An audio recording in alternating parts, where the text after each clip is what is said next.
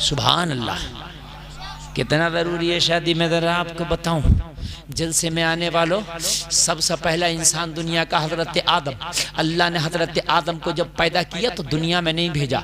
आदम, मैंने तुम्हें पैदा कर दिया। पैदा करने के बाद मैंने तुम्हारे लिए बहुत खूबसूरत एक घर बनाया जिसका नाम जन्नत है, जिसमें दूध की नहरें हैं, जिसमें शहद है, जिसमें छलकते जाम है, जिसके अंदर हर चीज़ की फराबानी है, जहाँ खुशियाँ ही खुशियाँ हैं, जहाँ बीमारी नहीं है, जहाँ तकलीफ नहीं है, जहाँ मर्ज नहीं है, जहाँ मशक्क़तें नहीं है, जहाँ परेशानियां नहीं है, जहाँ पर दुश्मनियां नहीं है, वहाँ पर बहारें ही बहारें हैं। जन्नत, खुदा की कसम, जो आप अपने दिल में सोचो, जो आप जहन में तसव्वुर करो, जन्नत में वो चीज हाजिर कर दी जाएगी। अल्लाह ने हजरत आदम को पैदा किया और पैदा करने के बाद जलसा में आने वालों हजरत आदम को जन्नत में रख दिया। और लोगों सुनो, आप जरा तसव्वुर करो, आज का 3 स्टार होटल जन्नत का मुकाबला नहीं कर सकता, 5 स्टार होटल जन्नत का मुकाबला नहीं कर सकता, 7 स्टार होटल जन्नत का मुकाबला नहीं करता। दुनिया में सबसे आला होटल भी जन्नत का मुकाबला नहीं करेगा, इसलिए कि किसी भी होटल में जाओ बीमारी वहां भी है, लेकिन ये जन्नत है जहां कोई मरीज ही नहीं होगा।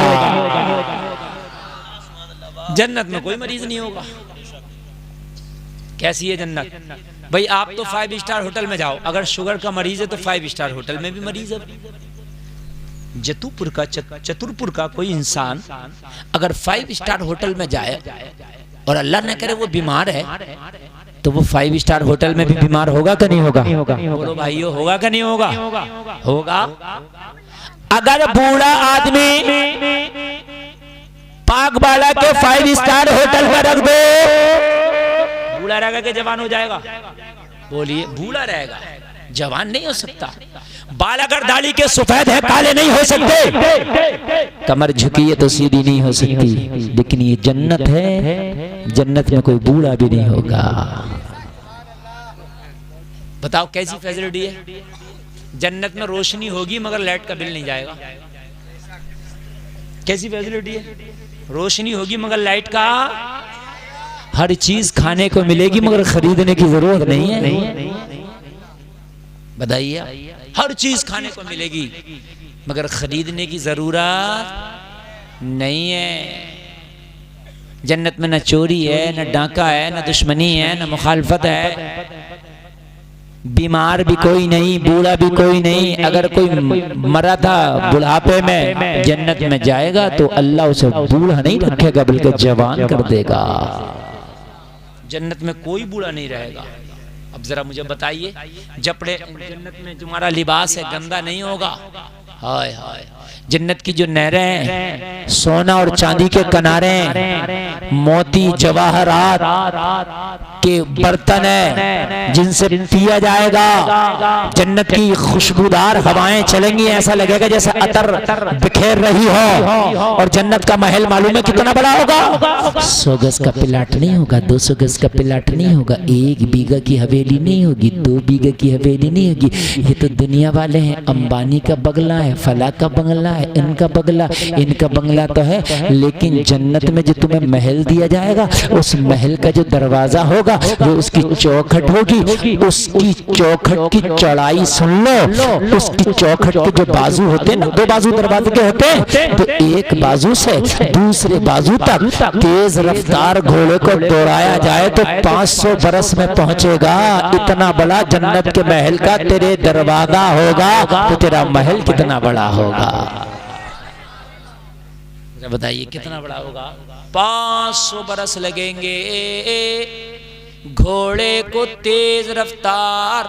नौजवानों सुनो, आज ऐश करना चाहते हो, खुदा की कसम दुनिया में वो ऐश है ही नहीं जो अल्लाह ने तेरे लिए जन्नत में रखा है।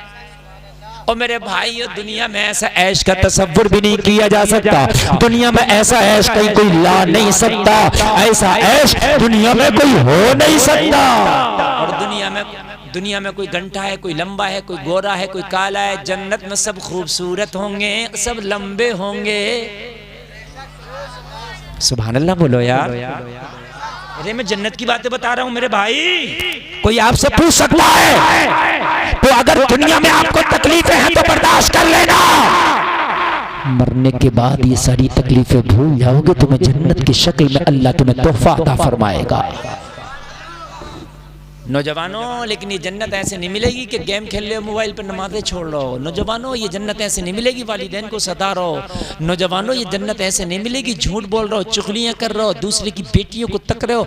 नौजवानों, ये जन्नत ऐसे नहीं मिलेगी कि दोस्तों से मैसेज पे मैसेज हो रहा है लेकिन तुझे इतना मौका नहीं है कि मस्जिद में जाकर नमाज भी पढ़ ले, सजदे भी कर ले। ऐसे नहीं मिलेगी। जन्नत परहेजगारों के लिए रखी है, जन्नत अल्लाह ने ईमान वालों के लिए रखी है, जन्नत सजदा करने वालों के लिए रखी है, जन्नत अल्लाह ने सच्चों के लिए रखी है, जन्नत अल्लाह ने पुख्ता ईमान वालों के लिए रखी है, जन्नत अल्लाह ने पर्दे वालों के लिए रखी है, जन्नत अल्लाह ने जो सच्चाई के रास्ते पर चलते हैं उनके लिए रखी है, जो शरीयत के दामन को सख्ती से पकड़ते हैं जन्नत उनके लिए रखी है।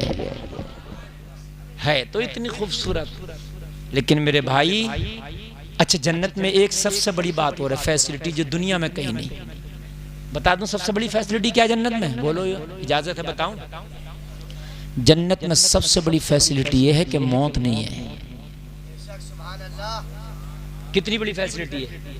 कितने बड़े हॉस्पिटल में चले जाओ मौत है। बात है कि नहीं मेरे भाइयों? वेंटिलेशन पे जाओ वहां भी मौत है, आईसीयू में जाओ वहां भी मौत है, कोसमोस में जाओ वहां भी मौत है, ऑल इंडिया चले जाओ वहां भी मौत है। लेकिन जन्नत में दाखिल हो गए तो मौत नहीं है।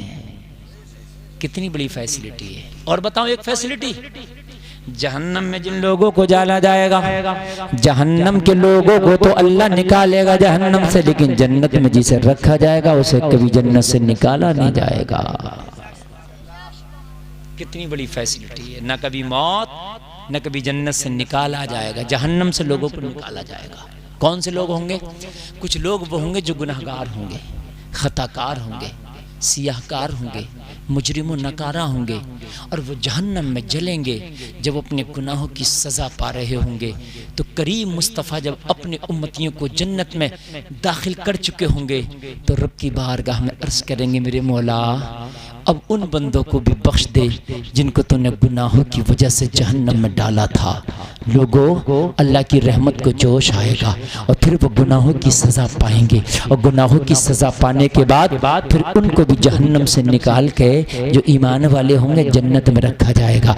लेकिन मेरे प्यारे, जब तक हालत ख़राब हो जाएगी, मालूम है जहन्नम के जो उक़बे हैं ना बहुत ख़तरनाक है, जहन्नम की जो गहराई है ना बड़ी ख़तरनाक है, जहन्नम की जो आग है ना बड़ी ख़तरनाक है, जहन्नम का जो अज़ाब है ना बड़ा ख़तरनाक है। आप सोच रहे होगे हजरत जब जहन्नम में जाना ही है, जब जन्नत में मिल ही जाएगी तो टेंशन किस बात की। लेकिन मेरे भाई, जन्नत कब मिलेगी गुनाह के बाद? हाय हाय, जरा आओ मैं आपको सुनाता हूँ जहन्नम की कहानी। जलसे में आने वालों, जहन्नम में एक लम्हा रहना भी बड़ा मुश्किल है। लोगों, एक वक्त की नमाज जिसने जानबूझ करके छोड़ी, 2,88,00,000 बरस उसको जहन्नम में जलाया जाएगा। एक वक्त की नमाज छोड़ने के बदले में जलसे में आने वालों, जन्नत तो मिलेगी लेकिन कब जाके मिलेगी हिसाब तुम लगा लो। अगर कैलकुलेटर चलाना आता हो, जहन्नम की गहराई इतनी होगी कि जब अल्लाह जहन्नमी को जहन्नम में फेंकेगा 70,000 बरस उसको नीचे जाने में लगेगा, नीचे गिरते ही जाएगा, गिरते ही जाएगा। 70,000 बरस के बाद जाके कहीं वो जहन्नम में पहुंचेगा। ओ लोगों जरा गौर करो, इतना बदबूदार जहन्नम होगा कि लोगों बदबू के मारे ठिकाना ना होगा। प्यास की शिद्दत से लोग तड़प रहे होंगे, लोग आग के जूते, आग की टोपी, आग का बिछौना, आग का कपड़ा, आग की जंजीर, आग के संदूक में बंद करके डाल दिए जाएंगे। लोगों प्यास की वजह से ज़बानें लटक आएंगी, नीचे का हो लोगों के घुटने में लगेगा प्यास की वजह से। जलसा में आने वालों जरा गौर करो, ज़बानें निकल चुकी होंगी, प्यास प्यास, अलाश अलाश सबकी ज़बानों पर होगा। हाय जहन्नम, बड़ा खतरनाक मरहला है जहन्नम का। लोगों हजारों बरस तक चीखेंगे दरोगे जहन्नम से, कहेंगे हमें पानी दे दे। 1000 बरस के बाद दरोगे जहन्नम बहरा होगा। 1000 बरस के बाद इतना सुनेगा, क्यों चीखते हो? अल्लाह उसे 1000 बरस के बाद सुनने की ताकत अता फरमाएगा। इतना कह के वो फिर बहरा हो जाएगा। 1000 बरस तक फिर चीखेंगे हमें पानी दे दे। हमें पानी दे दे। लोगों, आज जिंदगी बहुत मौज में बहुत मजे में गुजारते हो, तुम्हें अल्लाह उसके रसूल का जर्रा बराबर भी परवाह नहीं। नमाजों के वक्त निकलने तुम्हें परवाह नहीं, अज़ानें हो रही हैं तुम्हें परवाह नहीं, वालिदैन की गुस्ताखियां कर रहा तुम्हें परवाह नहीं, झूठ बोल रहा तुम्हें परवाह नहीं, चुगलियां कर रहा तुम्हें परवाह नहीं। जलसे में आने वालों जरा गौर करो, बड़ा खतरनाक है जहन्नम का मराला। गौसे आजम की करामत सुन के बहुत खुश हो जाते हो, लेकिन खाली करामत न सुनने से काम चलेगा, न सुनाने से काम चलेगा। अगर अमाल की बुनियाद पर अल्लाह ने जहन्नम में डाल दिया तो जलसे में आने वालों होगा क्या? 3000 साल तक ये चीखेंगे पानी पानी। 3000 साल के बाद दरोगे जहन्नम को अल्लाह सुनने की ताकत देगा। ये पूछेगा क्यों शोर लगाया है? कहेंगे 3000 साल हो गया तू सुनता नहीं, तू ठंडे पानी की नहर पे खड़ा है, तेरे पास ठंडे ठंडे पानी है, तू हमें थोड़ा सा पानी नहीं दे सकता? 3000 साल हो गया चीखते हुए, क्या सुन नहीं सकता? दरोगे जहन्नम जवाब देगा, जब तेरी पड़ोस की मस्जिद में हय्या अलस सलाम मुअज्जिन पुकारता था, आओ नमाज की तरफ, तो उस वक्त तू अपने कामों में मशगूल रहता था, बातों में मशगूल रहता था, दुनियादारी में मशगूल रहता था। अजान हो जाती थी, मस्जिद में जमातें भी खड़ी हो जाती थी, तूने कभी सुना मुअज्जिन की आवाज को? जब तू बहरा हो गया था, आज मैं बहरा हो गया हूं। खतरनाक मसला होगा मेरे असीसो, बड़ा खतरनाक, बड़ा असीसो। खाएंगे ठोटर का दरख्त होगा, जब फल खाएंगे जहन्नमी तो कांटेदार फल होगा, हलक में अटक जाएगा। हाय हाय, चीखेंगे कैसा भी पानी दे दे हमें ताकि ये हलक से नीचे उतर जाए। इनको खोलता हुआ पानी दिया जाएगा, जब पिएंगे तो आंतें कट के गिर जाएंगी। मौत नहीं आएगी, लेकिन ये दुनिया नहीं है कि दुनिया में मौत आ जाए, वहां मौत नहीं आएगी। जैसे ही चर्बी पिघलेगी, आंतें कट के गिरेंगी, अल्लाह फिर से हड्डियों पे खाल दोबारा चढ़ाएगा। बड़े खतरनाक मरहले हैं मेरे अजीजों। तुम तो करामत की तकरीरें सुनने में बड़े खुश होते हो, नारे लगा देते हो कि गौसे आजम की करामत, ये ख्वाजा पाक की करामत, लेकिन जहन्नम को भी कभी सुना करो, बड़ा खतरनाक है, बहुत खतरनाक है मेरे अजीजों। जहन्नम के कुछ तबके ऐसे हैं, इतने खतरनाक हैं कि अल्लाह से जहन्नम भी पनाह मांगता है, जहन्नम के उन तबकों से। इतने खतरनाक तबकात हैं जहन्नम में मेरे अजीजों। बताओ क्या होगा अगर उसमें कुछ टाइम के लिए अल्लाह ने डाल दिया, क्या होगा उस जहन्नम में? नींदें कैसे आ जाती हैं मेरे अजीजों, हमें नींद कैसे आ जाती है? खुदा की कसम अगर जहन्नम के बारे में सुन लिया या पढ़ लिया तो नींद हराम हो जाएंगी। सहाबा किराम का हाल ये था कि अल्लाह की कसम रोते रहते थे, ये गोश्त गल गए थे उनके, ये गोश्त गल गए थे, रातों दिन आंसू बहाते थे, ये जो गालों के गोश्त थे ना ये गल गए थे, रोते रोते ये हाल था इनका। आज मैं आपको बताऊं सहाबा की थोड़ी सी जिंदगी, हमारे तो नामा अमाल काले पड़े, हमारे तो करतूत ऐसे कि खुद अगर अपने नामा अमाल को सोचें तो शर्म आती है। क्या जन्नत मिलेगी यार।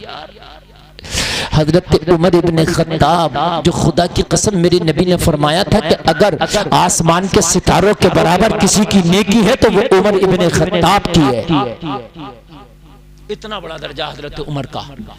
हजरत उमर जब ईमान न लाए थे तो मेरे नबी ने दुआ करके उमर को मांगा था, या अल्लाह मुझे उमर दे दे। उमर ने कलमा पढ़ा था। एक शख्स लिखा जाता है, तारीखों में आता है कि अगर उमर जैसा एक शख्स और होता तो पूरी दुनिया में मजहब इस्लाम होता। नबी फरमाते मेरे बाद अगर कोई नबी होता तो उमर होता। सुने जरा, खुदा मैं अपनी बात बता रहा हूँ, अल्लाह की कसम मिंबर रसूल पे बैठा हूँ। मैंने अपने बचपन में जब जहन्नम की वाक़ियात सुने, वो पढ़े, खुदा की कसम मुझे रातों को नींद नहीं आती थी। मैं अपनी बात बताऊंगी, बड़ी बड़ी लंबे लंबे दांत होंगे, जमीन को चीरते हुए आएंगे और कब्र में आकर जगा के मरने वाले से सवाल करेंगे, मुझे बताओ वहां तेरा भाई नहीं होगा, तेरा बाप नहीं होगा, तेरा चाचा नहीं होगा, तेरा खानदानी नहीं होगा, बताओ यार ये लम्हा कितना खतरनाक होगा, कितना खतरनाक।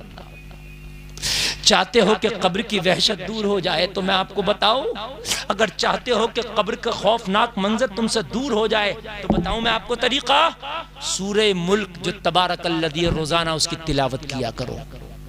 सूरे मुल्क पढ़ने वाला कब्र की वहशत से महफूज रहेगा। लेकिन हमें फुर्सती कहाँ है? कितने लोग पढ़ते हैं सूरह तबारकल्लज़ी? 2 रुकू किए कुल। फजर की नमाज पढ़ के रोजाना पढ़ लिया करो।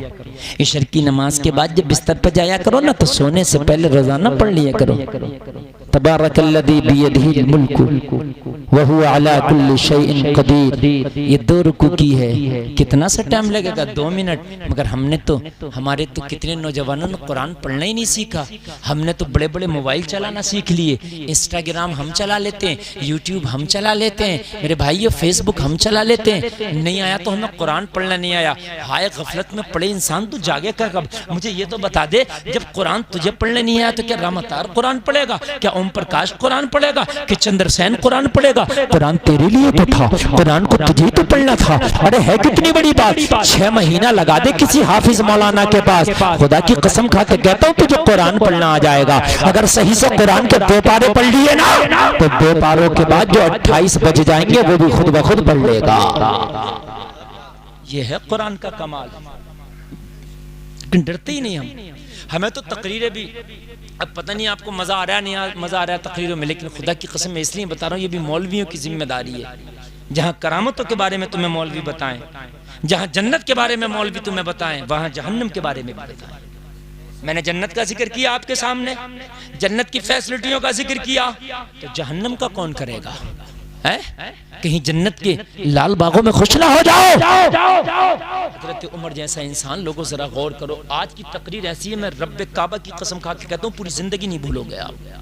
जरा आप सुनो, आप कहोगे शादी के मौके पे हजरत ये तकरीर क्यों कर रहे हो? इसलिए कर रहा हूँ कि शादी के मौके पे सबसे ज्यादा अल्लाह को भूल जाता है इंसान। कम लोग हैं जो शादी के मौके पर अल्लाह उसका रसूल याद रहता हो, वरना शादी के मौके पर अक्सर भूल जाता है। बेहयाई के बाजार शादियों में गर्म होते हैं, बेपर्दगियां शादियों में होती हैं, नौजवानों के नाच गाने तमाशे अय्याशियां बेहयाइयां पटाखे आतिशबाजियां सब शादियों के मौके पर होते हैं। बोले होते कि नहीं होते हैं? इसलिए शादी के मौके पर बताया जाए कि मेरे प्यारे, एक दिन तू दूल्हा बना है लेकिन एक दिन कफन में भी लपेटा जाएगा। उसको भी तैयारी में रखना, उसको भी अपनी नजर में रखना। आज तूने दूल्हे की पोशाक पहनी है, जलसे में आने वालों एक दिन वो भी होगा कि तेरी अजीज तुझे 2 मीटर कफन में लपेट देंगे और तुझे कब्र की मनो मिट्टी के नीचे दफना देंगे। हाय वहां कोई नहीं होगा तेरी पुरसिश करने वाला। अगर वाकई तेरे आमाल अच्छे होंगे तो मरने के बाद मरने वाले के लिए भी शादी होती है। आप कहोगे कैसी शादी? शादी का माना था खुशी।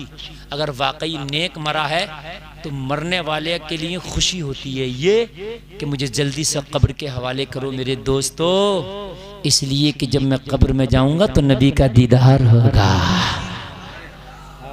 आशिक रसूल पता क्या कहता है? आशिक रसूल कहता मरने के बाद वो जो आए मेरी कब्र पर, मैं उठूं कफन को यूं चीड़ कर, ये कहूं हुजूर को देख कर मेरी इस अदा का सलाम लो। और आला हजरत कहते हैं या रसूल अल्लाह आंख अता कीजिए, उसमें ज़या दीजिए, जलवा करीब आ गया तुम पे करोड़ों दो। हाय उमर जैसा सहाबी, जलीलुल कद्र सहाबी, जरा गौर करें आप, उमर जैसा। आज मैं इतने जो बात बताने जा रहा हूँ खुदा की कसम खा के कहता हूँ आपके ईमान ताज़ा हो जाएंगे। इजाजत है बयान कर दूं मैं? और मैं क्यों बयान कर रहा हूँ? इसलिए कि आप सुन बहुत अच्छा रहे। अल्लाह करे इस जलसे के सदक़े में हम सबको नेक बना दे, हम सबको जन्नती बना दे। अल्लाह हमारे अगले पिछले गुनाहों को माफ फरमा दे। कोई बीमार है तो अल्लाह शिफा अता फरमा दे। हजरत उमर इब्न खत्ताब, लोगों जरा गौर करो, जिनकी आधी दुनिया पे हुकूमत है। आप मस्जिद में जब नमाज पढ़ने गए तो हज़रत उमर के दुश्मन ने सफ़ में छिप के बैठा था। हज़रत उमर ने जब नियत करके हाथ बांधे नाफ के नीचे अल्लाहु अकबर कह के, और जब हज़रत उमर ने नमाज शुरू की तो जालिम ने पीछे से खंजर हज़रत उमर के घोंप दिया। जख्म बहुत गहरा लगा, पूरा खंजर घोंप दिया। हज़रत उमर बेहोश होकर ज़मीन पे गिर गए। खंजर घोंपने वाले को पकड़ लिया। जरा गौर करें, हजरत उमर को बिस्तर पे लिटाया, खून बहुत तेजी से बह रहा था। हकीम को लाया गया, खून इतना बह गया कि हजरत उमर के जिस्म में खून नहीं रहा। हकीम ने दवा पिलाई। जब दवा पिलाई ना तो जख्म इतना गहरा था कि जो दवा मुंह से पिलाई दूध से ना, वो जख्म के जरिए बाहर निकल गया दूध। इतना गहरा जख्म था। जरा गौर करना, मैं तारीख पढ़ रहा हूँ आपके सामने, और मैंने तारीख पढ़ी है इसलिए मैं आपके सामने तारीख पेश कर रहा हूँ। अल्लाह करे कि हमें अमल की तौफीक अता हो। हज़रत उमर इब्न खत्ताब के जब दूध निकला ज़ख्म के रास्ते से बाहर तो हकीम की निगाहें झुक गईं। हकीम से कहा क्या बात? हकीम ने कहा हुजूर के पास बहुत कम वक्त है, उमर के पास बहुत कम वक्त है। हज़रत उमर की सामने निगाहें झुका के हकीम बोला हुजूर वक्त बहुत कम है, अगर कोई वसीयत करना हो तो कर दो।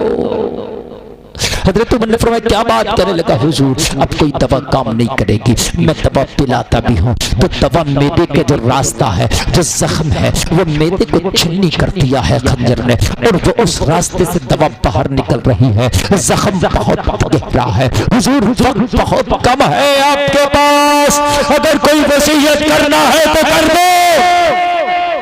अल्लाह अकबर। हज़रत उमर की वसीयत सुनो जरा, ईमान ताज़ा हो जाएगा। अल्लाह करे कि उमर का सदका हमें आता हो। हम तो किसी का कर्जा ले लेना तो कहते हैं दे देंगे, भाग थोड़ी रहे। कहते हैं भाई वो कर्जे वाला दरवाजे पे आ रहा बेचारा, कुंडियां खटखटा रहा, फिर उससे क्या कहता आंखें निकाल के, भाई मुझे टोक क्यों रहा? भाई 4 लोगों के सामने क्यों टोक दिया? और भाई कर्जा दे दे, अगर तू मर गया तो खुदा की कसम क्या पता तेरी औलादे दें या ना दें, मैदान महशर में बड़ा कर्रा पड़ेगा, ये बहुत सख्त पड़ेगा, बहुत सख्त। 1 रुपया के बदले 700 बाजमात नमाजें दी जाएंगी। सुन लें आप, ये जो कहते हो मैंने ऐंठ लिया, ये जो कहते हो मैंने बेवकूफ बना दिया, मैंने उल्लू बना दिया, समझ लो 750 नमाजें एक के बदले दी जाएंगी। क्या ले लिया? दुनिया में मामले साफ करो, अगर मामला किसी के ऊपर है तो। हजरत उमर के पास जब वक्त कम है, हकीम ने कहा हुजूर जो कहना कह दें। आपने फरमाया मेरे बेटे को बुला के लाओ। हजरत उमर का बेटा आया, कहने लगा अब हुजूर फरमाए। हजरत उमर ने फरमाया बेटा मेरे ऊपर 80 दीनार का कर्जा है। हाय हाय, कितना कर्जा? 80 दीनार का। यार कैसे लोग थे, आधी दुनिया पे हुकूमत और 80 दीनार का कर्जा। कैसे सच्चे लोग थे यार, कैसे ईमान वाले लोग थे यार। आधी दुनिया के हाकिम, कर्जा कितना? जोर से बोले। देखो मेरे भाई, उठ के कोई नहीं जाए, खुदा की कसम में बड़े दिल से तकरीर कर रहा हूं। आप खुद बताइए, अच्छा ये तकरीर मेरी काम की हो रही है कि नहीं हो रही है? अगर किसी के दिल पे ये तकरीर के जुमले असर कर गए तो मेरी उम्मीद है अगर उसने तौबा कर ली तो जन्नती बन के जाएगा इंशाअल्लाह।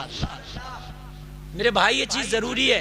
देखो डॉक्टर दवाई खिलाता कड़वी होती है, लेकिन शिफा दवाई के बाद ही मिलती है। आप ये कहो कि मुझे मीठी दवाई दे, तो मेरे भाई मीठा तो हलवा होता है जो शुगर को बढ़ा देता है, दवाई तो कड़वी होती है ना। मेरी माँ बहने भी खामोशी से बैठ के सुने, मेरी बहनों तुम भी सुनो। हो सकता है कि तुम्हारा शैतान तुम्हें यहाँ ना बैठने दे, कल्बो जिगर तुम्हारा इजाजत ना दे। सोचे यार मौलाना तो पता नहीं बड़ी कैसी तकरीर कर रहे हैं, आज तो मजे की तकरीर होना चाहिए थी। मेरे भाइयों अगर तौबा कर ली तो खुदा की कसम मरने के बाद तुम कहोगे कि कोई मौलाना आया था जिंदगी सुधार के चला गया। मुझे बताइए 80 दीनार का कर्जा, आधी दुनिया पर हुकूमत। यहाँ तो अगर कोई मंत्री बन जाना छोटा सा, कोठी अलग ही दिखे। गलत कह रहा हूं मैं? उसकी तो उसकी 7 नस्लों तक की कोठी दिखे कि मंत्री साहब की कोठी है। ये बात हकीकत है कि नहीं है? मगर मेरे अजीज़ों, उमर इब्ने खत्ताब की आधी दुनिया पे हुकूमत और विसाल के टाइम 80 दीनार का कर्जा। हाय हाय। और एक बात बता दूं हजरत उमर की जिंदगी की, यार तुम तो हैरत में पड़ जाओगे। सुने जरा, हजरत उमर रात में कुछ लिख रहे हैं। आवाज आ रही है? रात में क्या कर रहे हैं? कुछ चिराग जल रहा है।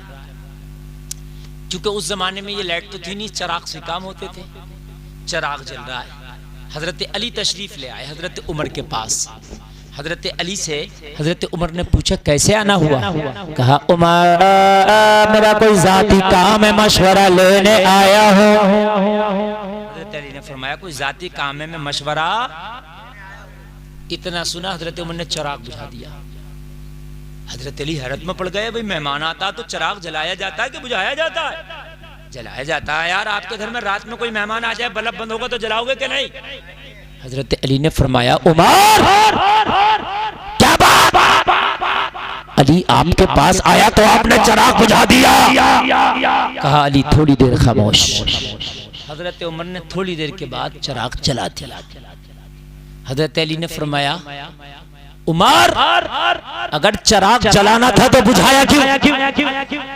बुझाई दिया था फिर जलाया क्यों? बात समझ में आ रही है कि नहीं? हजरत उमर ने फरमाया गौर से देखें अली, जो बुझाया वो जलाया नहीं है, जो जलाया वो बुझाया नहीं था। चिराग दो हैं। चिराग जो पहले बुझाया था वो नहीं जलाया, ये अब दूसरा जलाया। तो कहा फिर चिराग एक से। यार इस रॉड को बंद कर दो, यही बराबर में एक रॉड उसे जला दो, तो बात तो वही है भाई। जब चिराग जला नहीं था तो फिर बुझाया ही क्यों? कहा अली बात इतनी सी है, जो पहला चिराग जल रहा था वो सरकारी तेल पे जल रहा था। काय पे? चूंकि मैं सरकारी काम कर रहा था, मैं कुछ खिलाफत का रजिस्टर था वो भर रहा था।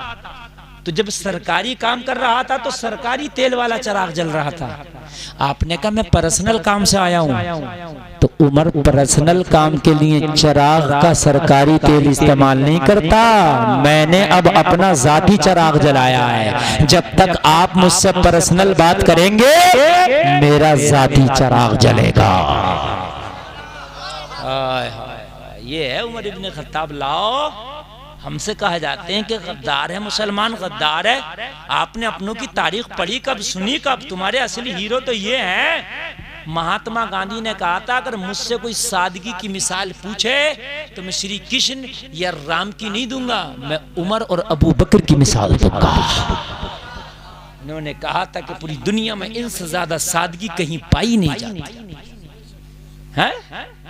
यहाँ तो हाल ये है कि सरकारी कामों पे जो मामलात आते हैं वो खा जाते हैं। कहाँ 25 पैसे लग रहा, रोड पड़ रहा है, इधर से पड़ता जा रहा, पीछे से टूटता जा रहा।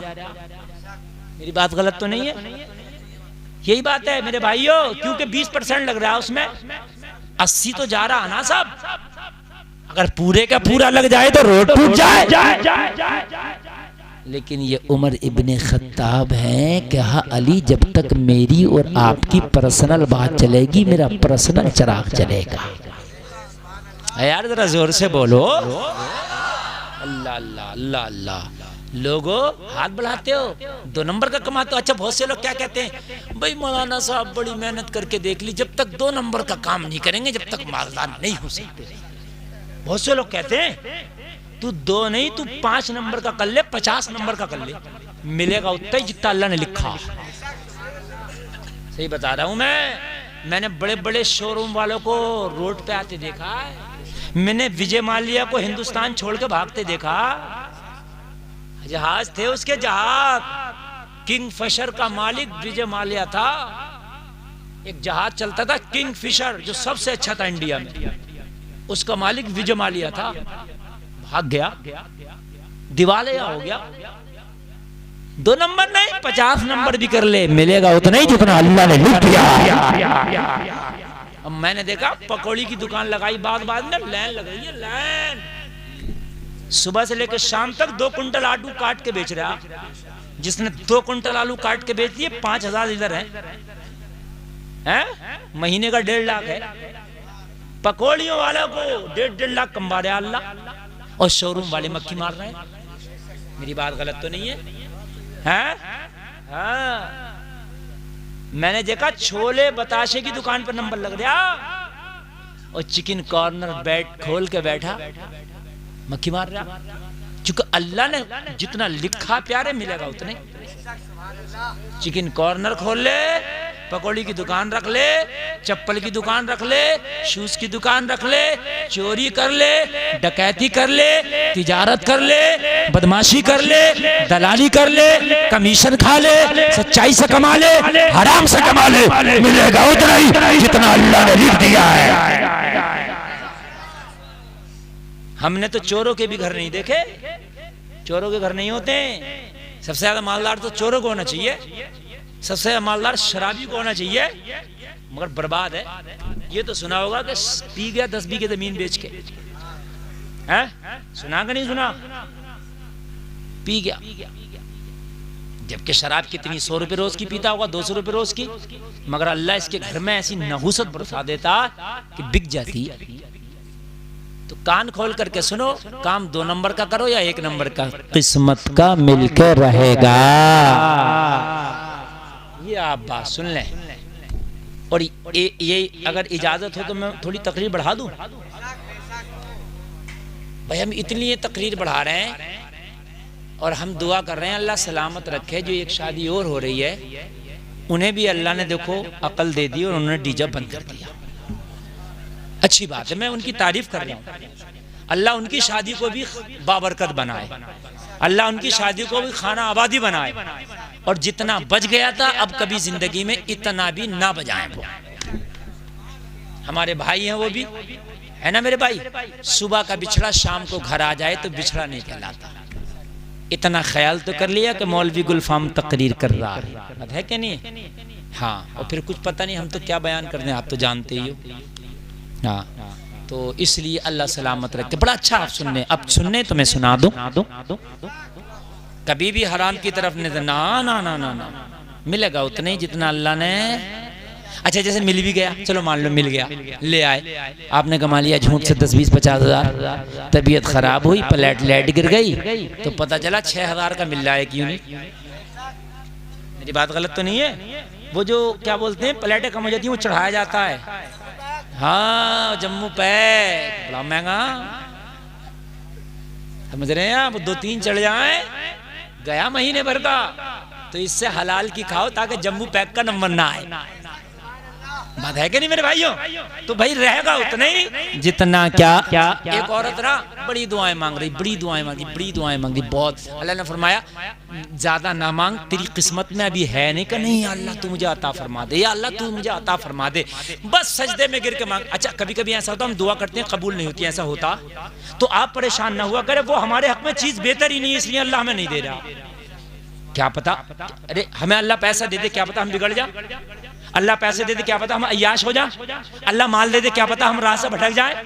तो अल्लाह अगर गरीबी दिया है और हमें अमीर ही नहीं दे रहा दुआ के बाद में भी, तो राजी रहो, या अल्लाह इसमें भी कोई हिकमत होगी होगी होगी होगी होगी। मांग रही दुआ, या अल्लाह मुझे अता कर, अता कर। अल्लाह की रहमत को जोश आया। मैं मना कर रहा हूँ, नहीं मानती। अच्छा बता क्या मांगेगी? जा, मैंने तुझे भी एक दुआ दी, एक दुआ तेरी कबूल करूंगा, एक तेरे शौहर की कबूल करूंगा, और एक तेरे बेटे की। 3 थे, शौहर, बीवी, बेटा। जा, तेरी तीनों की कबूल, मांग लो जो चाहो। तो बड़ी खुश शिकालम ने। लेकिन भाई कभी कभी मामला ऐसा होता दुआ कबूल हो के भी मामला झूके तू, क्योंकि अल्लाह ने जो लिखा वो हो कर रहेगा। तो इसने मांगा, या अल्लाह जो चाहूँ मांग लो। कि हाँ, तो क्या अल्लाह मुझे इतनी खूबसूरत कर दे, इतनी खूबसूरत कर दे कि मेरे शहर में मुझसे ज्यादा हुस्न वाली कोई ना हो, क्योंकि औरत को हुस्न ज्यादा पसंद है। अल्लाह ने कर दिया। अरे अल्लाह के लिए कोई मुश्किल है? अल्लाह ने कर दिया। जब ये हुस्न वाली हो गई तो अब इसके हुस्न के चर्चे हो गए, गली गली, बाजार बाजार, कूचा कूचा। बादशाह का जो बेटा था शहजादा, उसके कान तक खबर पहुंची, फला शहर में एक औरत इतनी खूबसूरत है कि उस जैसी कोई है ही नहीं। अब बादशाह का बेटा आ गया, देखा तो वाकई खूबसूरत, कहने लगा तुझी से शादी करूंगा। कहने लगी मैं शादीशुदा हूं, मेरा बच्चा भी। कहने लगा इससे कोई मतलब नहीं, जब पसंद आई है शादी तुझसे करूंगा। अब यार शहजादा है, बादशाह का बेटा, कौन हाथ रोके। इसने बिठाया अपनी बग्गी में और लेके चलता बना। अब पछता रही थी, या अल्लाह इससे बेहतर तो वही था मेरा। मैं अपने घर में तो थी, अपने शौहर के पास थी, अपने बच्चे के पास थी, इससे बेहतर तो वो मेरा पुरानी जिंदगी थी। ये हुस्न क्या है मौला, ये तो बला बन गई मेरे लिए, मेरे गले की आफत बन गई। इस हुस्न ने तो जिंदगी तबाह कर दी। हुआ क्या नहीं हुआ? अगर वही रहती सुकून से रहती। अच्छा, बादशाहों का तो मामला आप जानते हो, कोई बादशाहों का ये मसला थोड़ी था एक ही शादी कर ली, कई कई भी करते थे। कई कई रानियां होती थी उनकी, जो पसंद आया उसी से शादी कर ली उन्होंने। समझ रहे हैं आप? बादशाह बड़े बड़े अय्याश भी होते थे। तो कहने लगी, या अल्लाह इससे बेहतर तो वही था। अब पता चला, या अल्लाह तेरे हर काम में हिकमत है। तेरे हर काम में क्या है?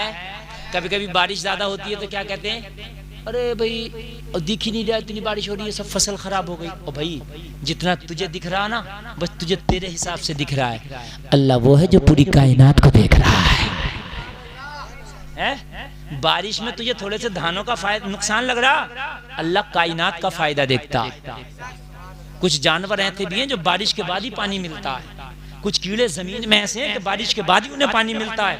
तो तू दुआ कर रहा है कि बारिश ना हो, मेरा धान खराब ना हो जाए, और वो कीड़े दुआ नहीं कर रहे हैं, या अल्लाह तू बारिश बरसा ताकि हमें पानी मिल जाए।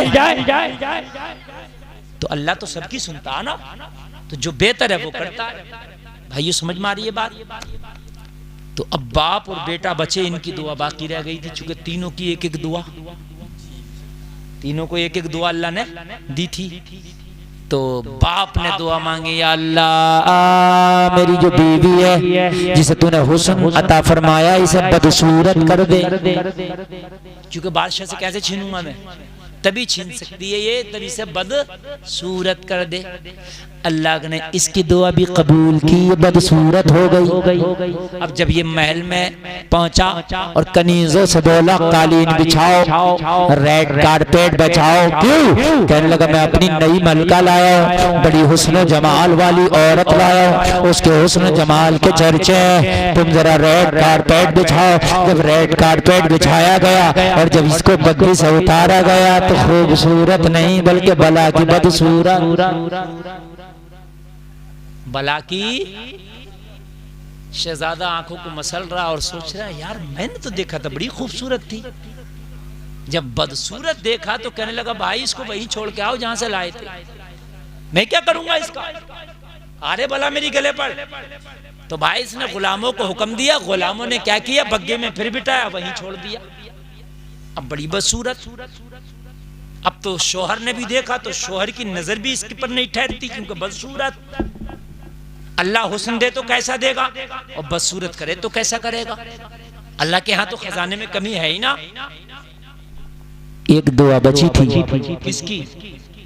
बेटे की। अर्ज की, मौला मेरी माँ को ऐसे ही कर दे जैसे पहले थी। दुआ तीनों की कबूल हो गई, मामला जूं के त्यों ही रहा। बात समझे कि नहीं समझे? दुआ तीनों की कबूल हो गई, मगर मामला जूं के तू वैसे ही रहा जैसा था। इसीलिए झूठ बोल लो, चोरी कर लो, 2 नंबर 5 नंबर कोई सा भी नंबर काम कर लो, मिलेगा उतना ही जितना तेरे रब ने तेरी किस्मत में लिख दिया है। बस ये बात आप जहन नशी करके चलना। अरे भाइयों, मैं बात पूरी करूं बड़ी तेजी से।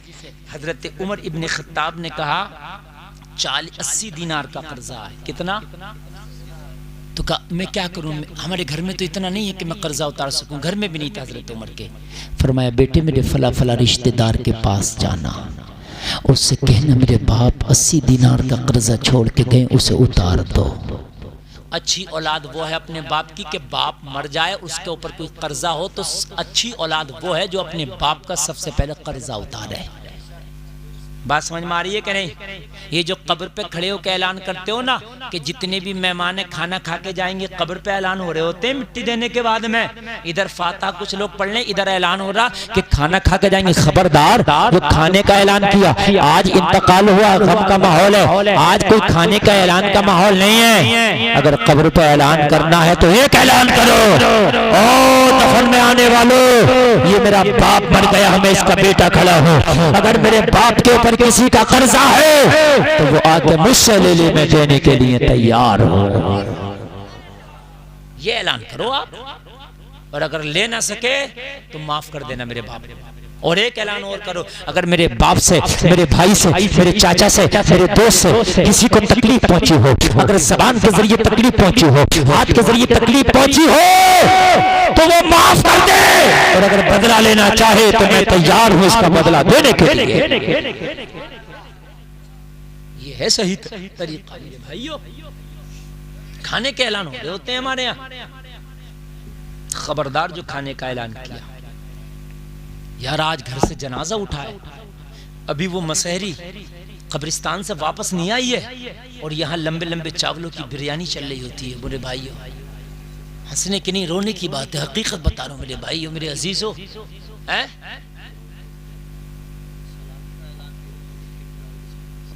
सलामी कर लें, हाँ गलत है मेरे भाई।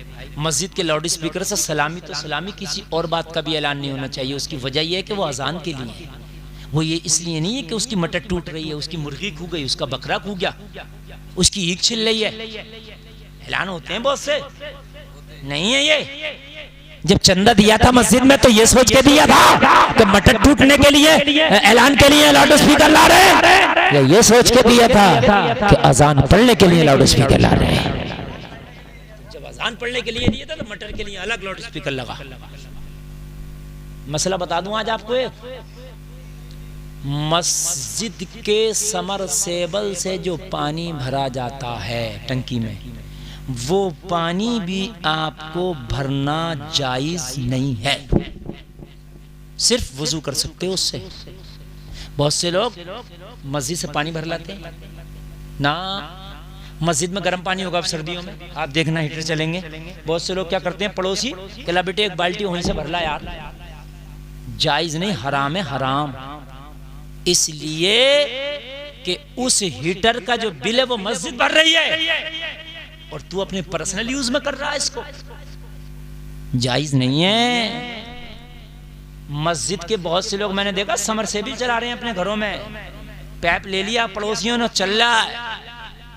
नमाज पढ़ने गए, बात बात ऐसा खुर्रेटी है, इमाम तो डर के हमारे कुछ कहते नहीं, नमाज पढ़ी, जमात हो गई, पंखा चलाया, सो रहा मस्जिद में।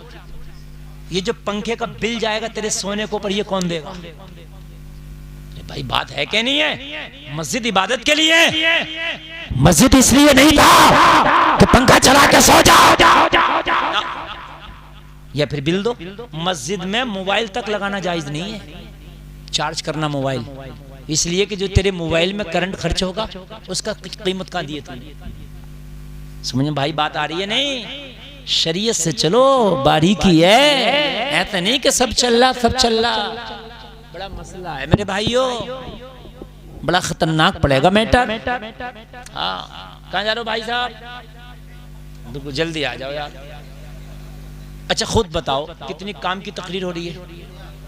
नॉलेज में इजाफा हो रहा है क्या नहीं है? कुछ लोग कहते हैं मुफ्ती गुलफाम ऐसी तकरीर करते हैं हंसी की। मैंने कहा तूने सुनी नहीं है मेरी 1.5 घंटे की तकरीर, कोई एक बात आई चैनल वालों ने काट के डाल दी, तो मेरी क्या गलती है? मैंने 1.5 घंटे की तकरीर करी है, मैंने आपको कितनी इमोशनल बातें बताई, कुरान और हदीस के ताल्लुक से मैंने जहन्नम और जन्नत की बातें बताई। अब कोई अगर एक बात आ गई है काट कर डाल दें 30 सेकंड की, तो अब इसमें मेरी क्या गलती है भाई? है खुदा की कसम, मेरा मकसद नहीं है कि मैं किसी को हंसा के जाऊं, मेरा मकसद है मैं इस्लाह करके जाऊं। अगर जहन्नमी बैठा तो जन्नती बना के जाओ, बेनमाजी बैठा तो नमाजी बना के जाओ, शराबी बैठा तो तौबा करा के जाओ। यही मकसद है। कहा हजरत उमर की बारगाह में, अब्बा हुजूर अगर रिश्तेदार भी ना दें वो कर्जा तो कोई जरूरी है?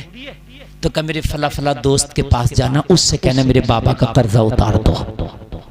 कहा अब्बा हुजूर अगर वो भी ना उतारे तो हजरत उमर ने फरमाया बेटा मौला अली की बारगाह में जाना, कोई उतारे या ना उतारे उमर का कर्जा अली जरूर उतार देगा। इन रावजियों के मुंह पे थप्पड़ है ये उमर का, जो ये कहते हैं गालियां बकते हैं उमर को ये रावजी, और कहते हैं मौला अली और हजरत उमर में 36 का आंकड़ा था, बनी नहीं थी। हजरत उमर ने माज़अल्लाह हजरत अली के ऊपर हमले किए।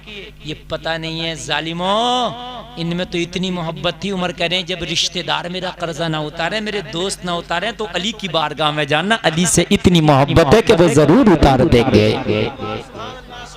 इधर जोर से बोलो यार। अच्छा, ये अगर जिंदगी का कौल होता तो आप ये भी कह सकते थे हजरत हो सकता जिंदगी में हजरत उमर के मामलात अली से अच्छे रहे हो, बाद में बिगड़ गए हो। लेकिन ये तो आखिरी जुमले हैं जब हकीम ने जवाब दे दिया था। ये तो आखिरी जुमले हैं जब हकीम ने जवाब दे दिया था कि अब जिंदगी नहीं है। तब है कि मेरा कर्जा कोई उतारे या ना उतारे, हसनैन का बाबा जरूर उतारेगा।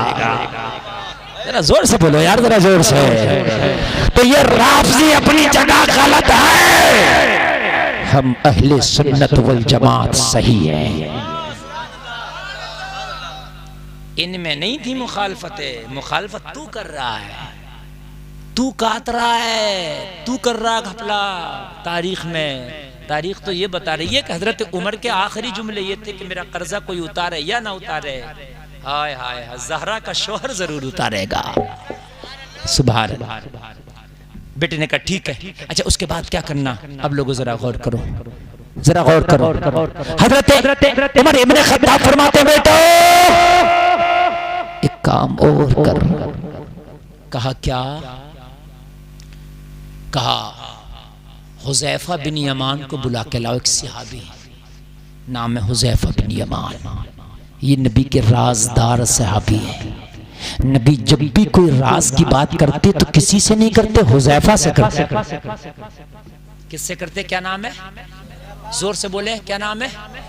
जब भी कोई सीक्रेट बात करते नबी तो हुज़ैफा से करते, किसी से नहीं करते। लोगों तारीखों में आता है कि हुज़ैफा नबी का राजदार है। हजरत उमर ने कहा हुज़ैफा को बुला के लाओ। मजा आएगा, जरा सुने। हजरत हुज़ैफा को बुला के लाया गया। हजरत उमर इब्ने खत्ताब ने फरमाया हुज़ैफा सच बताना, एक रोज नबी ने आपको मदीने के मुनाफिकीन की लिस्ट थमाई थी? कहा हाँ हुजूर थमाई थी। कहा मदीने के जितने मुनाफिक हैं उस लिस्ट में उनके नाम थे? हुज़ैफा बिन यमान सर हिला के कह रहे हाँ उमर वो थे। कहा वो लिस्ट कहाँ है? कहा हुजूर वो लिस्ट मेरे पास है, वो राज की बात थी। नबी ने मुझे बताया था कि फला मुनाफिक है मदीने में, फला मुनाफिक है। जितने भी मदीने में मुनाफिक हैं उन सबके नाम उस लिस्ट में लिखे हैं जो नबी ने मुझे अता फरमाई थी। हजरत हुज़ैफा फरमाते कौन मुझे क्यों बुलाया है? ये बताओ आखिरी वक्त में मुझे क्यों बुलाया? हजरत उमर फरमाते हुज़ैफा मैंने इसलिए बुलाया कि उस लिस्ट में उमर का नाम तो नहीं है। उस लिस्ट में उमर का नाम तो नहीं है। हजरत हुज़ैफा खामोश खड़े, कुछ बोलते नहीं। हजरत उमर ने फरमाया हुज़ैफा बताना पड़ेगा, सांसें कम है, मेरे पास वक्त कम है। हुज़ैफा जल्दी बता कि उस लिस्ट में उमर का नाम तो नहीं है। हजरत हुज़ैफा मुस्कुरा के बोले मुबारक हो उमर, उसमें तेरा नाम नहीं है। यहाँ तो खाली जुमा पढ़ के जन्नत के ठेकेदार समझते हैं आपको। खाली हज करिए बाल बाल हाजी जी इतना बड़ा मक्कार है कि पड़ोसी की मैट सबसे ज्यादा हाजी जी छांट रहा। सोच रहा मैं तो हज करिए आया हूं, मेरा क्या हो रहा? समझ रहे हैं आप? हज करिए बक्की बाग खेलता फिर रहा, ताश के पत्ते उड़ा रहा, ताश के पत्ते। कह रहा ये बन गया मेरा इक्का। तुझे पता नहीं है हाजी जब मरेगा तो तेरा इक्का कैसे बनेगा? फिर देखना तू, सही बता रहा हूं मैं। हज करके झूठ बोलता फिर रहा, झूठ हराम खोरियां कर रहा हज कर करके। कान खोल के सुन, मौलवी हो, मुफ्ती हो, हाजी हो, मेरे भाई जन्नत का ठेका किसी के बाप का नहीं है। जन्नत उन्हें मिलेगी जो जन्नत के हकदार हैं, जिनके आमाल जन्नत के काबिल होंगे। हम भी ना सोचे कि हम मौलाना मुफ्ती हैं जन्नत हमारी है, अमल जाएंगे। हजरत फातिमा ज़हरा को जब कब्र में रखा जा रहा था तो सहाबा करे, ओ कब्र तुझे पता तेरे अंदर किसे रखा गया? हसनैन की माँ है, तुझे पता जो तेरे अंदर आई है कौन है? मुस्तफ़ा की शहजादी है, पता कौन है? ये अली की बीवी है, पता कौन है? जन्नती औरतों की सरदार है। कब्र से आवाज आई, यहाँ हसब और नसब नहीं देखा जाता, यहाँ नामाए अमाल देखा जाता है। यहाँ ये नहीं देखा जाता किसका बेटा किसका पोता, यहाँ ये देखा जाता नामाए अमाल कैसा है। अब सुने आखिरी बात, मेरी तकरीर बहुत लंबी हो रही है, आप मोहब्बत से बस आखिरी बात और सुने। बहुत अच्छा और बहुत कामयाब जलसा है माशाल्लाह। बहुत टाइम से 1 बजे तक लगभग आपका जलसा मुकम्मल हो जाएगा इंशाअल्लाह। आप आराम भी कर लेंगे। अल्लाह आपको सलामत रखे, ये आपकी मोहब्बतें। लेकिन मैंने इतने दिल से बोला, मुझे भी यकीन नहीं था कि मैं इतनी मेहनत से तकरीर कर लूँगा। जब मैं तकरीर के लिए बैठा था ना तो मेरा टेम्परेचर इतना बुखार तेज था, ऐसा लग रहा था कि मैं बोल ना सकूँगा। लेकिन आपकी मोहब्बतें इतनी अच्छी, आपकी समातें हैं कि मैं बड़ा दिल खोल के बोल लिया। बेटे ने कहा, अब हुजूर अब क्या करना? हजरत उमर इब्ने खत्ताब ने फरमाया, बेटा अब एक काम कर, अम्मी आयशा के पास जा। मेरे नबी का विसाल हो चुका था और नबी के जहाँ कब्र शरीफ है यहाँ 2 कब्र बन चुकी थी इस रोज़े रसूल में जो गुम्बद खजरा है। किस किस की मालूम है? एक मेरे नबी की कब्र थी और एक दूसरी कब्र किसकी थी? कोई बता सकता है जलसे में पूरे मजमे में से? हैं किसकी थी? अच्छा माशाअल्लाह, अरे वाकई आपको पता, अल्लाह सलामत रखे। क्योंकि हजरत उमर से पहले हजरत अबू बकर का विसाल हो गया था, उनकी कब्र थी। अब एक कब्र की जगह खाली थी। कहा, बेटा रोज़े रसूल में एक कब्र की जगह खाली है, जा अम्मी आयशा से जाके पूछ ले कि मेरा बाबा इजाज़त चाहता है वहाँ दफन होने की। अब वह जाके ये ना कहना कि अमीरुल मोमिनीन का बेटा आया। बेटे वो बड़ी बारगाह है, बेटे वहां पर ये पदे ओहदे नहीं चलते। सीधे सीधे खड़े होके कहना, अम्मी आयशा उमर का बेटा आया। हाय हाय हाय, अगर इजाजत दे दें तो मुझे रोज़े रसूल में दफन करना, और अगर माँ आयशा इजाजत ना दे तो जन्नतुल बकी में दफन करना। जलसे में आने वालों जरा गौर करो, बेटा हजरत आयशा की बारगाह में हुजरे आयशा के दरवाजे पे खड़ा है, कहने लगा, ओ माँ आयशा उमर का बेटा आया है। हजरत आयशा ने फरमाया, बता क्यों आया है? कहा, बाप के खंजर लगा है, खून बह गया। हकीम ने जवाब दे दिया, वक्त बहुत कम है, मेरे बाप ने आखिरी मर्तबा ये मालूम कराने के लिए भेजा है कि अगर आपकी इजाजत हो तो बाप को रोज़े रसूल में दफनाया जाए। अम्मी आयशा कहती है, ओ उमर के बेटे, ये जगह तो आयशा ने अपने लिए रखी थी, मगर मांगने वाला उमर है, इसलिए ये जगह में उमर को अलाट कर देती है। हाय हाय हाय हाय, मैंने अपने लिए रखी थी, मेरी कब्र बनना थी यहाँ, लेकिन मांगने वाला उमर है, मना नहीं कर सकती। जाओ, मैंने उमर को ये जगह अलाट कर दिया। सुभान अल्लाह। बेटा आया, हजरत उमर ने फरमाया, बेटा क्या खबर लाया? बेटा मुस्कुरा के बोला, बाप जगह की इजाजत मिल गई है, मुबारक हो, रोज़े रसूल में जो कब्र की जगह है वो आपके नाम अम्मी आयशा ने कर दिया है। अब आखिरी बात सुन। हजरत उमर ने फरमाया, बेटा एक काम और कर लेना, अब मेरी आखिरी वसीयत सुन। कहा, क्या? कहा, बेटा हुज़ैफा बिन यमान से मैंने पूछा कि मुनाफिकों में मेरा नाम तो नहीं है, तो मना कर दिया। क्या कर दिया? लेकिन हो सकता है मेरे पद और मेरे ओहदे की हया करते हुए मना कर दिया हो। मेरा पद और मेरे ओहदे की हया करते हुए, चूंकि मैं अमीरुल मोमिनीन हूं भाई, हो सकता है इस वजह से मना कर दिया हो। बेटे जब मेरी नमाज़े जनाजा पढ़ी जा रही हो ना तो ये देखना हुज़ैफा मेरा जनाजा पढ़ रहा है या नहीं। अगर हुज़ैफा मेरा जनाजा पढ़े तो रोज़े रसूल में दफन करना, और हुज़ैफा मेरा जनाजा ना पढ़े तो मुझे मुसलमानों के आम कब्रिस्तान में दफन करना। हाय हाय हाय हाय, ये हैं हजरत उमर इब्ने खत्ताब। जब जनाजा पढ़ाया गया, उमर के बेटे ने देखा तो पता क्या देखा? पहली सफ में हजरत हुज़ैफा खड़े होकर उमर का जनाजा पढ़ रहे हैं। बस इजाजत हो गई और हजरत उमर को रोज़े रसूल में दफनाया गया। 3 कब्रें हैं मेरे नबी मुस्तफ़ा जाने रहमत, हजरत अबू बकर सिद्दीक़, हजरत उमर इब्ने खत्ताब, रोज़े रसूल में 3 कब्रें हैं।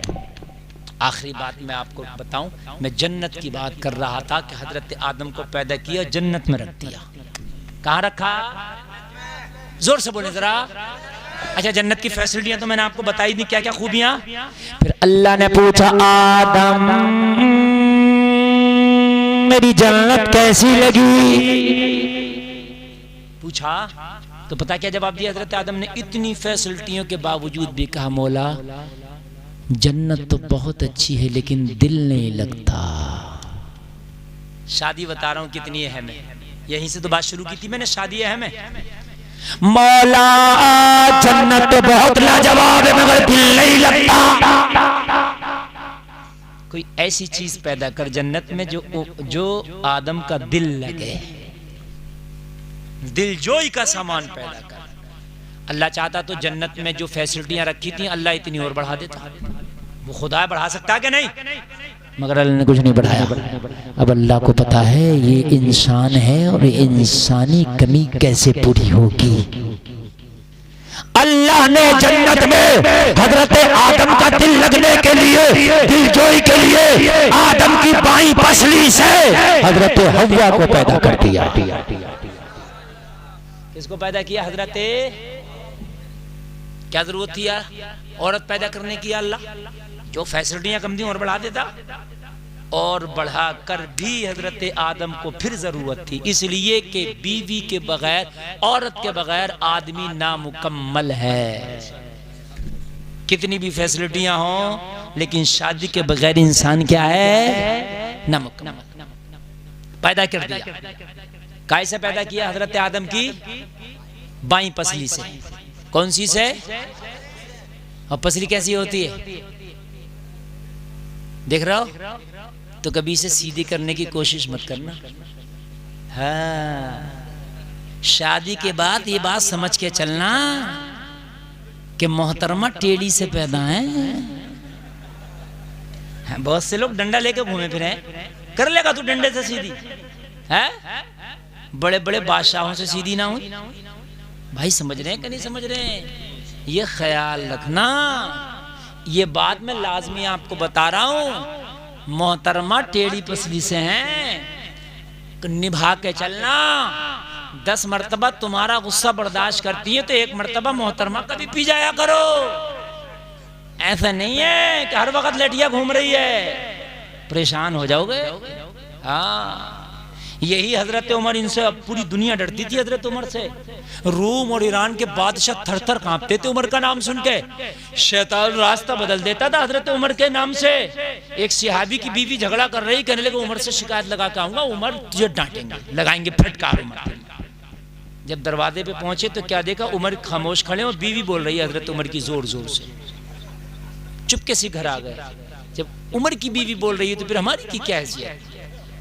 एक दिन कहने लगे, उमर मैं आया था बीवी की शिकायत लगाने, तो मैंने देखा आपकी बीवी बोल रही थी। हजरत उमर ने मुस्कुरा के फरमाया, ओ सिहाबी सुन ले, 10 मर्तबा उमर को गुस्सा आता है, उमर का गुस्सा वो बर्दाश्त करती है, कभी 1 मर्तबा उमर भी उसका गुस्सा पी जाता है। भाइयों ऐसे ही तो घर चलते हैं, ऐसा नहीं है। अगर कभी बीवी तुम्हारी तकलीफ में हो तो उसकी मदद करो, छोटी छोटी बातों पर उसकी तारीफ कर दिया करो। उसने खाना बनाया, खाने की तारीफ कर दी, खुश हो जाएगी। ऐसा नहीं है कि नमक कम है तो तुम जलील कर रहे हो दूसरों के सामने। मेहमान आए, नमक कम है, फूहड़ है, पकाना नहीं आता, बर्बाद कर दिया खाना, शर्मिंदगी होगी उसको। अगर खाने में तेज मिर्च भी हो गया, नमक भी तेज हो गया, तो मेहमानों के सामने तू उसे नीचा ना दिखा, कहते कोई बात नहीं, हो जाता है, हो जाता है, बड़े बड़े बावर्चियों से हो जाता है, लेकिन माशाल्लाह खाना आपने बड़ा अच्छा बनाया, बहुत जायकेदार बनाया, इसलिए कि तेरे ससुर ने तुझे बावर्चन नहीं दिए, तेरी बीवी दिए तुझे। बात है कि नहीं? ये नहीं है कि तेरे घर पर 10-10 मेहमान आ रहे हैं तो उसकी जिम्मेदारी है खाना बनाए, उसका हुस्न अखलाक है। ये बात सुनने आज मैं मसला बता रहा हूँ आपको। औरत के ऊपर शोहर की खिदमत लाजमी है। तेरे 10 दोस्त आ रहे हैं, उनकी नहीं, लेकिन फिर भी अगर खाना बना के खिला रही है तो उसका हुस्न अखलाक है, उस पर उसकी हौसला अफजाई कर। भाई बात समझ रहे नहीं? शोहर के लिए जरूरी है कि वो खिदमत करे, आधी रात में खड़ी हो जाए, शोहर कहे पानी गर्म दे तो आधी रात में गर्म करके दे, आधी रात में ठंडा दे। शोहर कहे मेरे पैरों में दर्द है, पैर दबाए। लेकिन 10 मेहमान तुम्हारे आ गए, उनको खाना खिलाए, ये उसका हुस्न अखलाक है। बात समझ में आ रही है भाइयों? तो उस पर तारीफ कर दिया करो, छोटी छोटी बातों पे थोड़े गिफ्ट ला दिया करो।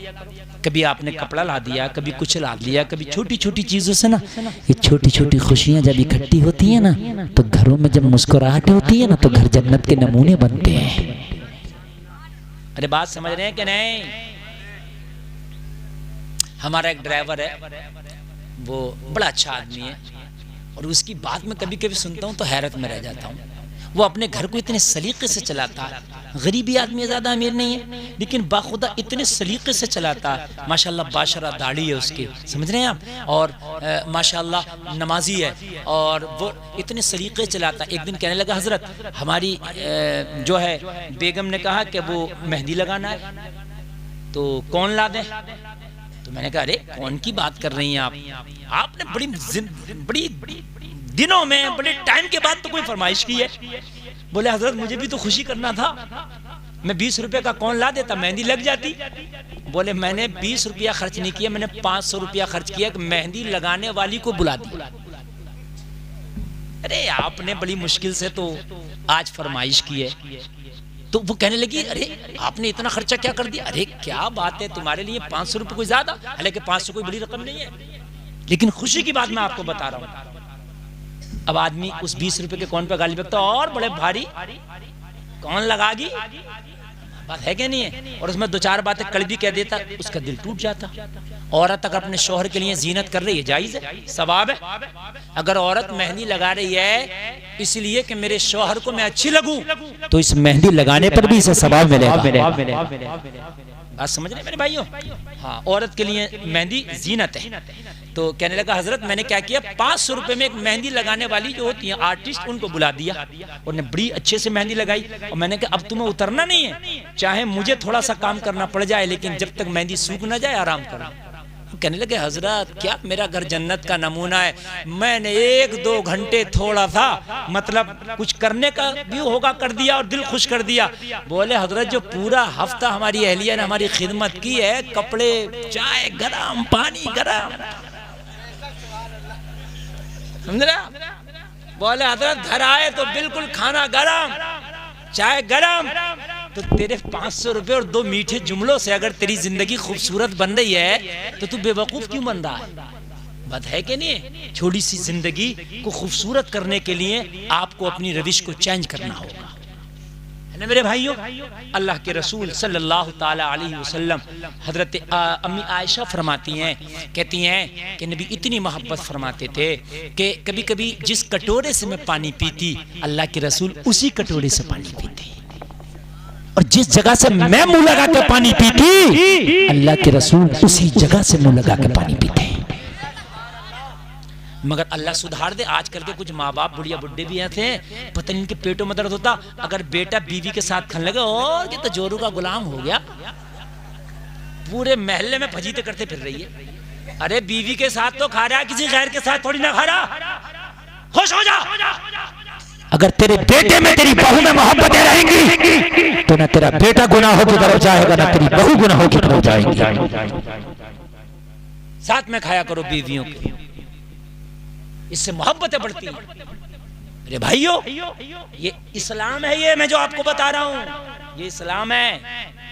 पहले एक तबाक में खाता था पूरा घर, मोहब्बतें इतनी होती थी, इतनी मोहब्बतें होती थी कि दूर का भी अगर चच्चा है ना तो इतनी मोहब्बत से बोलता था, जोर से नहीं बोलता था, चच्चा आ गए। अब तो भैया का गिरेबान पकड़ के घूम रहा, खत्म हो गए, डिस्पोजल प्लेटें चल रही है, खाओ फेंक दो, कहाँ गए? अखलाक और किरदार सब खत्म है। पहले साथ में खाते थे, मैंने अपने बचपन में देखा इतना बड़ा तबाक होता था, शकराना हो गया और 5 लोग और मेहमान सब उसी में खा रहे हैं। मेरे भाई होता था नहीं होता था? अब तो डिस्पोजल है, खाओ फेंक दो। तो जैसे खाने वैसे ही तुम्हारे रख रखाव भी हो। बस अल्लाह मेरे भाइयों हमें शरीयत पे अमल की तौफीक अता फरमाए। और टेढ़ी पसली से पैदा, कान खोल करके सुने। और एक बात मैं आपको और बता दूं मेरे भाइयों, एक बात मैं आपको और बता दूं, वो बात ये है कि औरत के साथ मयाना रवि इख्तियार किया। मयाना रवि मतलब दरमियाना, चूंकि बीच की पसली से पैदा किया अल्लाह ने, पैर से पैदा नहीं किया, ठुकराने की चीज नहीं है। न सर की हड्डी से पैदा किया, एकदम सर पे बिठाने की भी नहीं है। बहुत से लोग ऐसे होते हैं कि ऐसा सर पे बिठा लिए कि उसके चक्कर में फिर वो काला देख ही नहीं रहा है, उसी की बस हर हम बीच की चाल। ना उसे जलील करो, ना उसे रुसवा करो, ठीक है, उसे भी खुश रखो, उसका भी ख्याल रखो और दूसरों का भी ख्याल रखो। मेरे अजीजों, आज जो हमारे घर बिगड़ रहे हैं वो फिल्में देख देख के, समझ रहे हैं आप, सीरियल देख देख के। हमारी माँ बहनें जब विदा होकर जाती हैं दुल्हन बन के, तो वो तो सीरियल देख के गई है ना, सास भी कभी बहू थी, तो वो तो जाहिर सी बातें करेगी। लेकिन अल्लाह के रसूल की बेटी की अगर सीरत पढ़ के जाती, हजरत फातिमा को पढ़ के जाती, तो खुदा की कसम हमारे घर ना बिगड़े होते, कोर्ट कचहरियों की नौबत ना आई होती, चौकी थाने पुलिस ना हुआ होता। खुदा की कसम शौहर और बीवी दस्त गिरेबा ना होते, लोग एक दूसरे की पंचायत ना हो रही होती, बीवियां एक दूसरे के ऊपर लान तान ना कर रही होती। कुरान में तो तुम कुरान कहता है बीवी शौहर का लिबास है और शौहर बीवी का लिबास है। अगर बीवी के अंदर कोई खामी हो तो शौहर को चाहिए छिपा लिया करे, उसकी कहीं बुराई ना करे, उसे नीचे दिखाने की कोशिश ना करे। अगर शौहर के अंदर कोई खराबी है तो बीवी को चाहिए वो मैके में जाकर बुराई ना करे, अपनी सहेलियों से बुराई ना करे, अपने बाप और माँ से बुराई ना करे, बल्कि अपने शौहर की बुराइयों को छिपा लिया करे। अगर शौहर के घर में फाका भी है तो उसकी शिकायत अपने मायके में ना करे। अगर शौहर के घर में तकलीफ भी है तो उस तकलीफ को पी जाए। इसलिए जब कुरान ने कहा तुम अपने शौहरों का लिबास हो, जैसे लिबास जिस्म को ढांक लेता है, वैसे ही मियां बीवी एक दूसरे की बुराइयों को ढांक लेना चाहिए। अगर आप एक दूसरे की बुराइयों को मेरे अजीजों ढांक लोगे ना, तो कल क़यामत के दिन अल्लाह आपको सुरखरू अता फरमाएगा। अल्लाह ने हजरत हव्वा को पैदा किया, इसलिए कि अल्लाह को मालूम है इस इंसान की जिंदगी तभी मुकम्मल है जब इसकी जिंदगी में एक औरत है, एक बीवी है, एक शरीक हयात है। हजरत हव्वा को पैदा किया और पैदा करके फरमाया ओ आदम, ये हव्वा मैंने तुम्हारे लिए बनाई है, अब तुम्हारा जन्नत में इससे जो दिल लगेगा ये दिल जोई के लिए बनाई है। कहा मौला तो फिर मेरे लिए है, तो मेरे लिए हलाल कैसे होगी? कहा तो मैं जन्नत में तुम्हारा निकाह हव्वा से कराऊंगा और इसका महर तुम अदा करोगे। महर क्या है? कहा मेरे आखिरी नबी पे 10 मरतबा दुरूद पढ़ो। सुभान अल्लाह, दुरूद शरीफ पढ़ा, महर अदा हो गया। हजरत हव्वा हजरत आदम की शरीक हयात बनी, हजरत आदम की बीवी बनी, और उन्हीं हव्वा को और उन्हीं आदम को फिर अल्लाह ने जब जन्नत से दुनिया में भेजा, जमीन पे भेजा, तो लोगों जरा गौर करो, दोनों को भेजा अलग अलग था, मगर फिर अल्लाह ने फिर दोनों की मुलाकात करा दी। और उन्हीं से अल्लाह फरमाता है या अय्युहन्नास इत्तक़ू रब्बकुम अल्लज़ी ख़लक़कुम मिन नफ़्सिन वाहिदा व ख़लक़ मिनहा ज़ौजहा व बस्स मिनहुमा रिजालन कसीरन व निसाअ। अल्लाह ने फरमाया एक मर्द और एक औरत से अल्लाह ने तुम्हें पैदा किया है, और बहुत से मर्द औरतों को अल्लाह ने एक जोड़े से पैदा किया, एक मर्द से, एक औरत से, एक नर से, एक नारी से। अल्लाह ने बहुत से रिजालन कसीरन व निसाअ, बहुत से मर्द और बहुत सी औरतों को अल्लाह ने पैदा किया। उस रब से डरो। अल्लाह इस शादी को खाना आबादी बनाए, कहने सुनने में कोई खता हुई मेरे मौला माफ़ फरमाए। कलमा शरीफ पढ़ें ला इलाहा इल्लल्लाह मुहम्मदुर रसूलुल्लाह, इस्लाम जिंदाबाद, व मा अलैना इल्लल बलाग। अस्सलामु अलैकुम।